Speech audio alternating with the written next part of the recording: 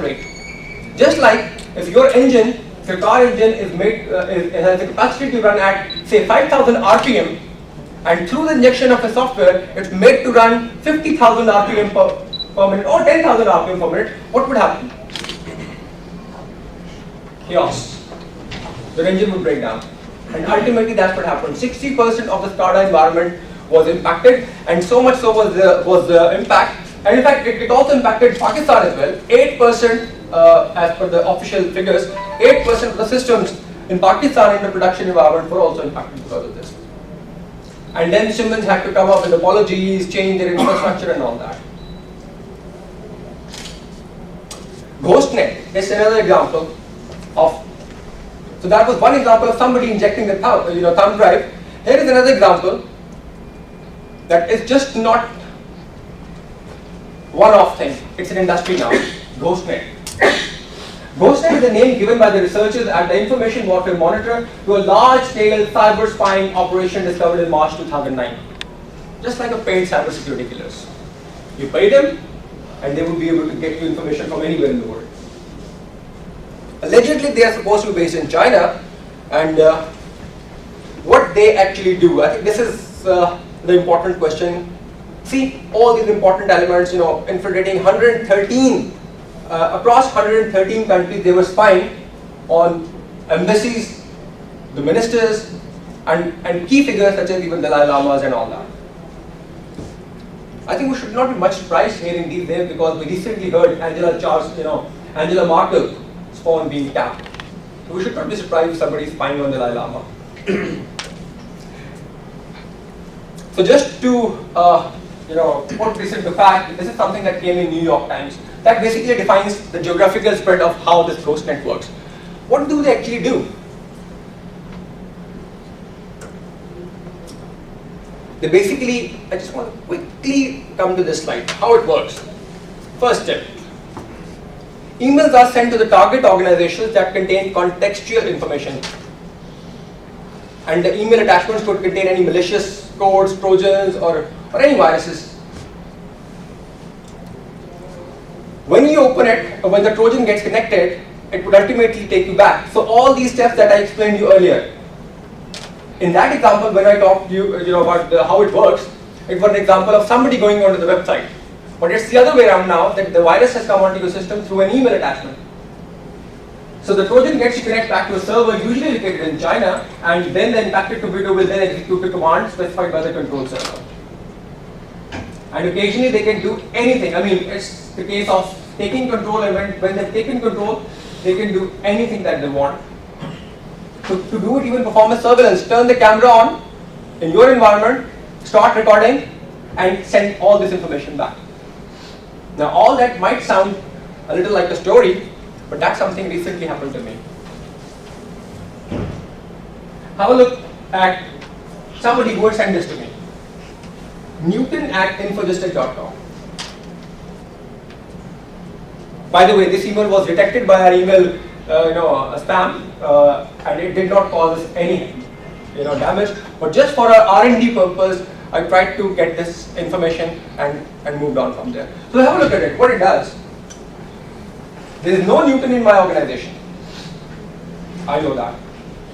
So this email is coming to me from Newton@infodistic, and this is my email address, ali.arbit@infodistic, and there is an attachment to it which is there, and somebody wanted me to just download that file. Had I downloaded that file, God knows what would have happened to my system. But instead of opening it, I straight away forwarded it to my team for further analysis. And is it a malware, what it contains, scan it through, and when we scanned it, this zip file, there were about like 10 different kind of streams of viruses in it. And we scanned it with multiple AVs, and all of them came up with their own definition. So next time, the moral of the story is, next time you get an email from Newton, put him in the blacklist. How many takes your domain? It's masking. I mean, there are tools available that could do masking. So this was all examples of external threats. We talked about it. There are people who could send you all the information. You have to ensure yourself that there are controls in place that we'll talk about. But the worst are the insider threats. There are people in the organization who have access to virtually everything, and they can do even more harm to your organization than somebody who is outside the organization.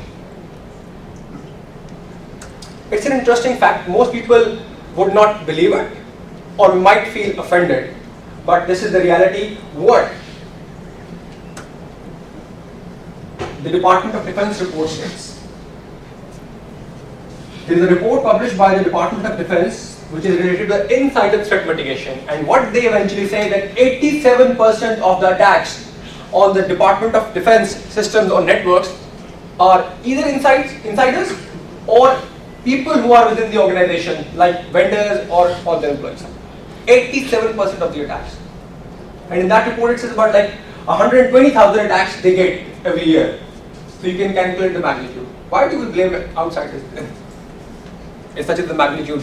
And they are the one, this is a complete report that I have. I'll show you the report as well if I can quickly.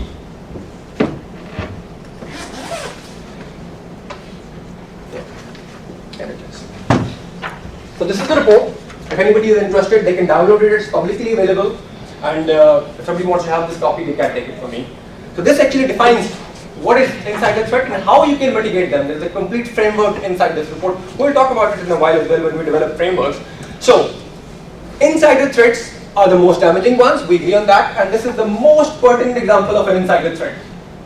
There will be too much information into it written here. But if I were to summarize this, we all know about peer-to-peer networks, right? Somebody is not available to the internet. We try to connect to the hard disk and hard disk level, shake hands with somebody's computer and exchange information. There was a soldier sitting in Maryland, and one fine morning in the US, he wanted to listen to a song that was not available on the internet.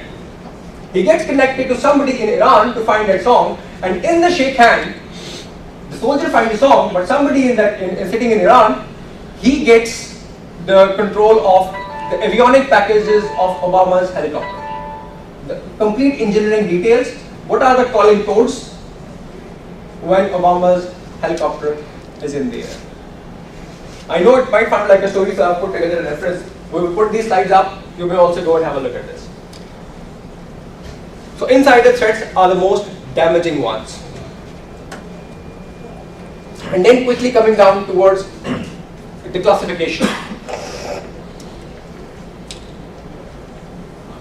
We could categorize, this is all literally subject. People can differentiate them. There are many thoughts. People have divided these attack types into multiple vectors. But for the sake of this argument right now, we will stick to information warfare, which is mostly targeting the critical infrastructure or have a political motivation, a cyber espionage to gain intellectual property and secrets, cyber crimes, cracking, hacktivism, cyber terror, and they all have their different political motives. In fact, just based on the motive and the impact, they've been differentiated.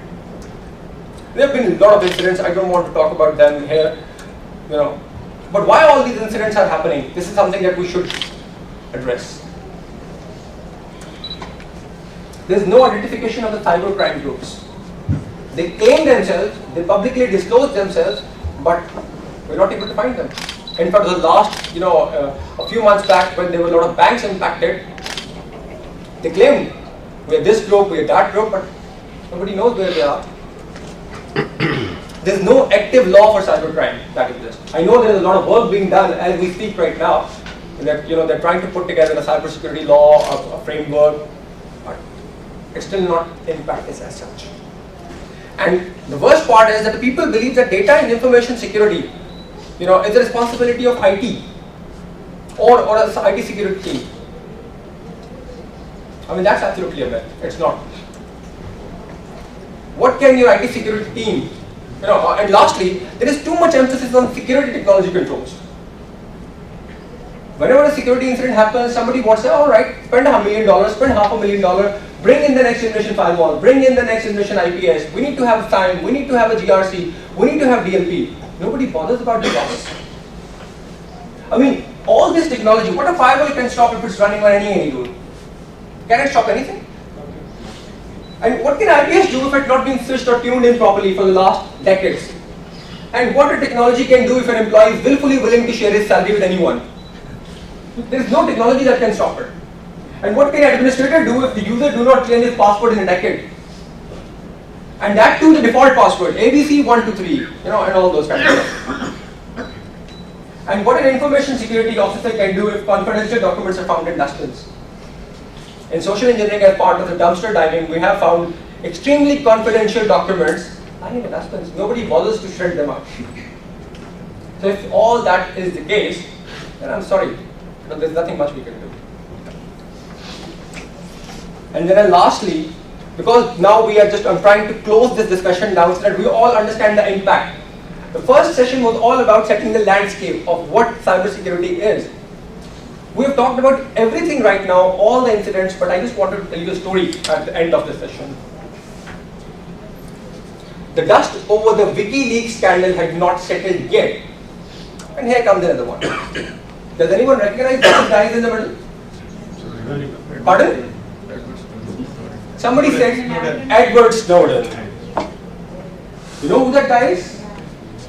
For those who don't, he was working in the US, and in 2007 he was a CIA contractor, and then in 2013 he was contracted by Booz Allen Hamilton, which is again a further subcontractor to the National Security Agency. What he did, he took away almost 200,000 confidential documents. And no, in fact, let me revise my words. Not confidential, secret and top secret documents. I'm using the classification terms as done by the NSA. When WikiLeaks happened, they claimed 400,000 documents have been taken away, but they are of secret nature. Nothing, they're of confidential nature. Nothing secret, nothing top secret. This is the classification level. And these 200,000 documents that he has taken away with him, they contain secrets and top secrets. And ultimately what he did, he flew to Hong Kong, China, where he tried to seek asylum, it didn't work. Then he was taken under patronage of mid-Jews who belonged to the WikiLeaks, they tried to pamper him and all. And ultimately he's now in Russia because he's in asylum. And from there, every third day, one fine morning, he wakes up, leaks a document. That guy gets the eyes of Washington Post, that gets the eyes of BBC, that gets the eyes of Guardian. Now the point is, what he has actually stolen. Now, for our story, for every story, in fact, there is a hero or a villain. I don't want to categorize him as a hero or as a villain, but he absolutely exists in the history. That he has done this. What he has leaked? 200,000 confidential and secret documents of National Security Agency. He also disclosed that, Google, Yahoo, and all these organizations, their data is under surveillance control by the NSA. I'll talk more about it in a while. And the worst was that he claimed that NSA collected 21 billion phone calls. People believe they are phone calls or information, piece of information, whatever. 21 billion pieces of information in Afghanistan and 12.7 billion from Pakistan.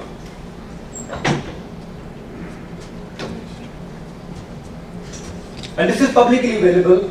This report came in Guardian, this report came in Washington Post, and in fact, few of these pieces of information were published in a very famous program. I'm missing the name of that guy who does that program in BBC. He came live. There was a 1 year, 45 minutes program where he, disclosed all that information. In fact, not disclosed it, owned all of it.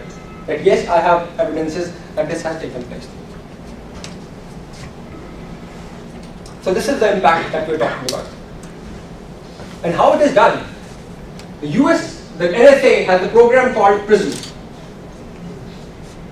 What PRISM actually does, it takes input like a log correlation kind of a system that we have. It takes input from all different servers that they have on board and then correlates the information. So what they have on their platform right now, Microsoft, Google, Yahoo, Facebook, Paltalk, YouTube, Skype, AOL, Apple, all their servers, they have this agreement with them that they can provide, all these organizations can provide PRISM the information, can feed information to PRISM, or if the NSA wants, these organizations are liable to provide them information, whatever they want, whichever geographical location they want, whatever IP source they want. And from these, what they get are emails, are chats, videos, photos, store data, voice over IP, transfers, video calling, anything, and special requests. And this is not my slide. By the way, this slide is again coming from what Snowden released. And just to put matters worse, there is a timeline when they got into agreement with Prism. So the first ones to get on board on NSA in 2007 was Microsoft, ultimately leading to the recent, Apple in 2009. They realized that people have started becoming crazy for iPhones. And even in that, just a minute. And even in that, what we may know about tools like Spotflux or tools that can provide you free proxy, and what they claim that they are providing you a secure channel, so there is no malware, nothing like that will come in. You download it, you install it, you bypass it, and we're very happy that we are running YouTube. But ultimately in return, what you're giving them is everything that you're doing. The biggest sponsorship that Spot. Thank you very much.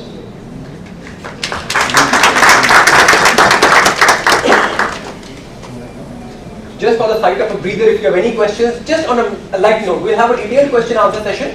But if anybody wants to add on to it, not in a question, somebody who has done some work, or maybe for another 2-3 minutes we can talk about it, because I want to give my throat a little bit of rest.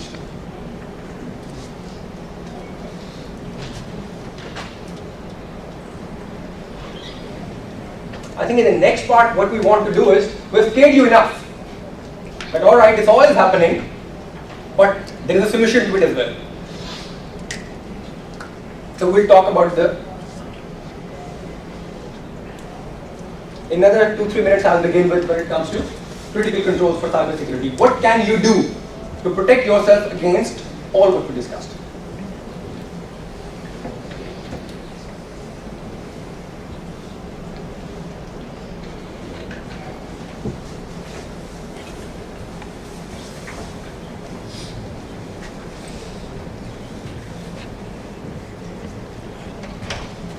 Other thing that I just talked about, why I just want to keep, I don't want all of us to be stressed under this.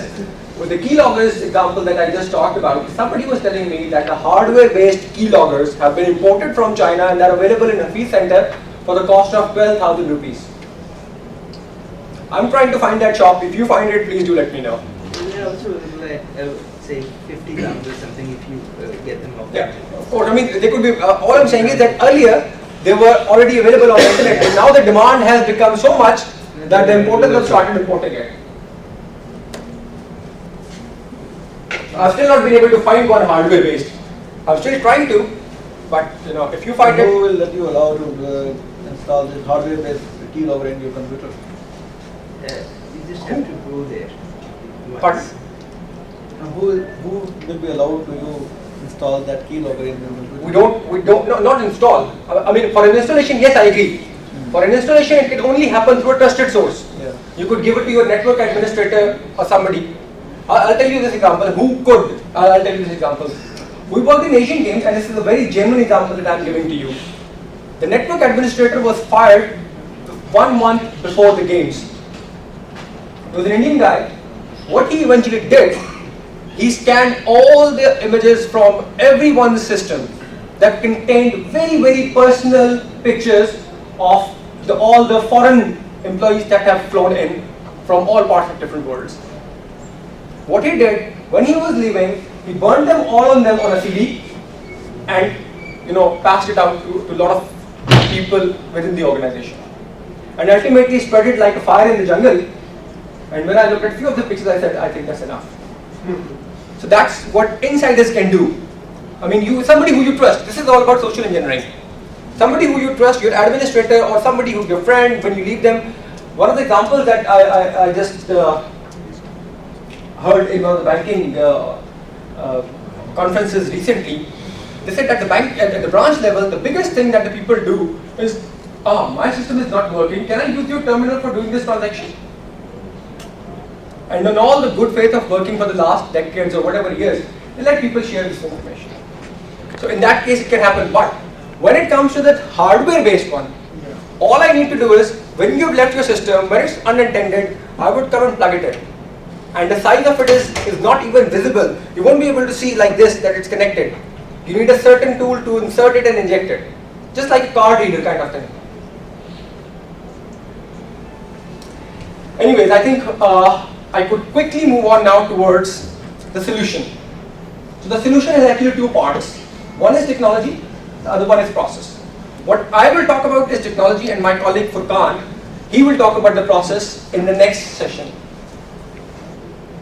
Just to put that complete context and the picture to where we left, so I'll just conclude that there are threats, there are risks, there is a lot happening in this world, but can we save our environment? Yes, we can. But for that, what we need to understand is, what is the risk? There is an asset, which we all believe, in our company, we have people as assets, we have servers, we have all these IT, gadgets that we have, they all are our assets. There are threats related to those assets as well. And when any one of those threats is materialized through a door, that is a vulnerability.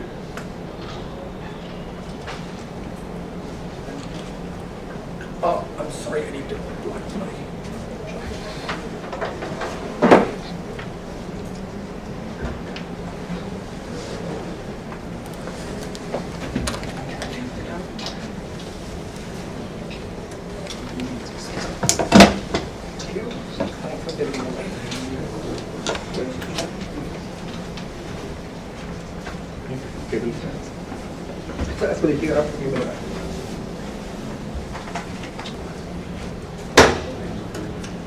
So wherever there is a chance of a vulnerability, wherever there is a chance that a vulnerability could lead a threat to execute or impact your asset, there is a risk. Now there are ways that we can mitigate those risks. For managing a risk, there is a systematic approach that we must adopt, right? We all understand that this is pretty much basic stuff. The first thing what you need to do is to identify and characterize your threats. Then you need to assess the vulnerability that is against those critical assets. Determine the risk and then ultimately put controls to reduce the risk. Whether that control is a process-based control or a technology-based control, only a control can minimize the impact or damage. Whatever I discussed, I wanted to skim this through because I wanted to bring you to this. When we put together a few slides with words, it does not give you the context. Now, this is how complete enterprise IT infrastructure looks like. We all agree that we have people in our organization, we have processes in our organization, we have technology in our organization, and all of them are together are assets, right? When it comes to the flow of information, the information resides at the bottom, and this information is processed through systems, networks, internetworks. We have firewalls in place, we have servers in place, IPS, IDS, whatever, whatnot. So this is how the enterprise IT infrastructure looks like. And in the earlier slide, we did talk about that to the technology we have threats from keyloggers, hacking, algorithms, denial of service, and all that. When it comes to processes, we have again threats. When it comes to people, we again have threats. And these threats could get materialized through these potential vulnerabilities. A vulnerability is like a weak door through which somebody could intrude into your system. It's not a broken door, it's a vulnerable door. Somebody could just try and see, alright, this door, I can just fiddle around with it and can open the door or break the lock. So the idea is then that in order to remove those vulnerabilities or remove those threats, we try and put together controls. And these controls are applied to reduce risks. They can be based on two types, technology and process, which is fine. And they can be categorized into either technical, physical, or administrative controls. The administrative controls are normally your policies, procedures, your audit review policy, your email security policy, and all those kind of policies that we put together. The physical controls are the biometric devices, electronic locks, or barriers, or manning physical places, and all that. And technical controls include IPS, firewalls, and the rest of the technologies that we have in place. So ultimately, we need controls, either process-based, either technology-based. But the dilemma is that whatever our experience of working with the organizations is, there is too much emphasis on technology. There is a next generation firewall, I need to have this. There is a next generation IPS, I need to have this. There is a GRC, I need to have this. Nobody really cares that if I could, just focus a little bit on the processes, I could make my existing technology work more efficient and far, far more better. I know of an organization who had spent almost $500,000 on acquiring SIME tool, which is sort, log management and all that. After 1 year of operation, they've discarded it. It doesn't work. Just because they had not set it up properly. There were no processes that were defined around it. Similar is the case of many organizations going into buying DLP, the data loss prevention solutions. The boss just says, I need to protect my information. Suddenly somebody places an order, 100 licenses of DLP or 200 licenses of DLP come. But people need to understand that before you need to have technology in place, you need to have all this classified information, classified workflows, identification of people, ownership and all. And still we blame, I'm sorry, this vendor has a bad product, that vendor had a bad product. Probably, I'm not saying it may be a bad product. Yes, we all know that few products are bad, even that case worst. But we also need to define a few processes to govern that technology. As long as the processes are not there to govern your technology, doesn't matter whatever you put in there, it's not going to work. And with all that context, I want to introduce to you the 20 critical controls for cybersecurity. There was a huge debate, even in the US, even in here, that everybody comes, scares to them to death, this is happening, that is happening, where should I begin with? What are you giving me to implement? And even in the cases, there are many standards that I need to follow. There are many standards when it comes to processes, but in terms of technology, where are the guidelines that I can get them and can get them from a single source? I have NIST, I can go on to OWASP, I have the CIS guidelines, I have the NSA guidelines, I have the DISA guidelines. Which one to follow? And nobody wants to answer that question, and hence the subject is put into the coffin. What few people in the US did, they sat together, got many other organizations on board who are of extremely large scale, who have done all that work in the past. For example, which those organizations included the Department of Defense, the nuclear laboratories of the US Department of Energy, the US CERT, the Department of Homeland Security, and it was just not only US.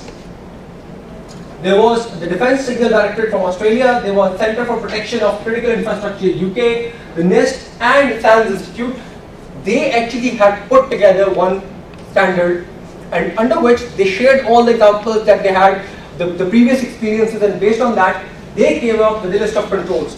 And not only that, they had shared those recommended controls to a lot of corporates, about 100 plus organizations, large organizations around the world. They were sent those controls to see that if they really were effective, and the way they had categorized them, the way they had suggested to implement them, did it work for them? And 100% of them, all of them, they said yes, this is a very good document, and at least it could provide me a guideline where I could just govern my technology with respect to processes. And when it happened, they gave this a name of a consortium for cybersecurity action. This is called as CCA.